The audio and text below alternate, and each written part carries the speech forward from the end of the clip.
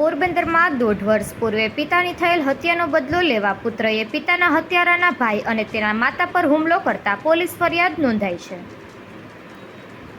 પોરબંદરની ચોપાટી નજીક ફૂટપાથ પર રહેતા અને ભિક્ષાવૃત્તિ કરતા વજુભાઈ મંજીભાઈ વાઘેલા નામના 55 વર્ષીય આધેડ 1.5 વર્ષ પૂર્વે એસટી બસ સ્ટેન્ડ સામે રાત્રિના સમયે બેઠા હતા.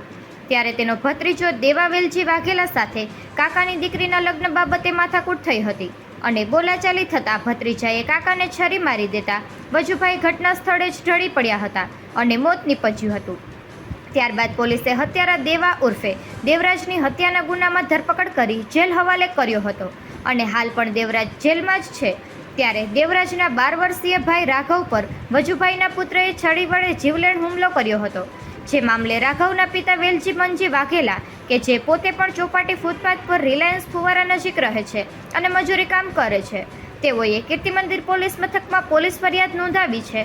જેમાં જણાવ્યું છે કે તેના ભાઈ વજુને વેલજીના પુત્ર દેવરાજે મારી નાખ્યો હતો અને વજુની પત્ની પણ મૃત્યુ પામી હોવાથી વજુનો નાનો પુત્ર ગોપી પણ તેમની સાથે જ રહે છે. ગુરુવારે સાંજે 5:01 વાગ્યે વેલજી તથા તેની પત્ની જસુ તથા તેના બાળકો અને ગોપી ચોપાટી ફૂટપાથ ઉપર બેઠા હતા અને વેલજીના 2 પુત્રો 12 વર્ષીય રાઘવ તથા ગોગો ગામમાં માગવા માટે ગયા હતા. તે દરમિયાન ગોપી જસુ સાથે બોલાચાલી કરવા લાગ્યો હતો અને મારા બાપુજીને તમારા દીકરા દેવરાજે મારી નાખેલ તેમ કહી જેમ તેમ ગાળો બોલવા લાગ્યો હતો અને ત્યાં પડેલ પથ્થર લઈ જસુને છૂટો ઘા મારી ત્યાંથી જતો રહ્યો હતો. ત્યાર પછી રાત્રિના 9:01 વાગ્યે તેના 12 વર્ષીય પુત્ર રાઘવને ગોપીએ છરી મારી હોવાની જાણ થતાં તે સરકારી હોસ્પિટલે દોડી ગયો હતો અને ત્યાં જોતા રાઘવના ડાબા પડખાના આંતરડા બહાર નીકળી ગયા હતા.